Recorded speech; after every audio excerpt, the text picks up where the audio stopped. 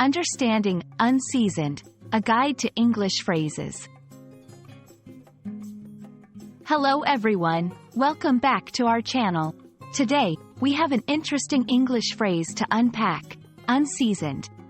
Often, words and phrases in English can be a little tricky because they carry more than one meaning. So, if you're ready to spice up your language skills, let's dive into the world of unseasoned and explore its various uses in the English language. Get ready to learn how to use it correctly in different contexts. When we hear the word unseasoned, the first thing that probably comes to mind is food that lacks spices or salt. It's food in its natural state, without any additional flavoring that we typically add during cooking. For example, if someone says, "This soup is unseasoned," they mean it doesn't have enough salt, pepper, herbs, or other spices to bring out the flavors. Beyond the kitchen, unseasoned can also describe someone or something that is new or lacking experience. When talking about a person, saying they are unseasoned suggests that they're not yet accustomed to the tasks at hand or the challenges of a particular environment. It's like saying, "He's an unseasoned teacher," meaning he's new to teaching and still learning the ropes. Unseasoned can appear in various contexts, each carrying a shade of the base meaning.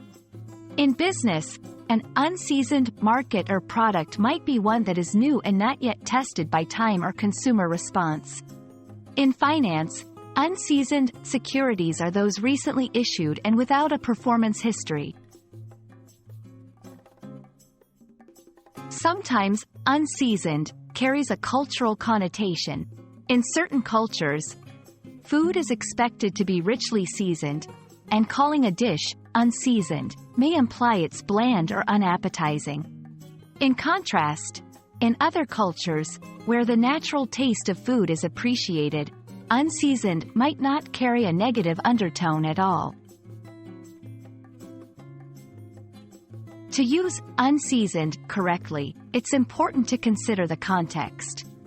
Saying, "I enjoyed the unseasoned vegetables," at a dinner party might be a faux pas unless you know that the host intended to serve the vegetables without spices. Conversely, acknowledging someone's potential by saying, "She may be unseasoned now, but she has great potential," can be an encouraging and positive statement. That's all for our exploration of unseasoned. We hope this video has given you a better understanding of this versatile word and how it can be applied in different scenarios. Whether it's in the kitchen or describing experience, unseasoned is a useful term to add to your English vocabulary. Thanks for watching, and we hope to see you in our next video. Keep learning and stay curious.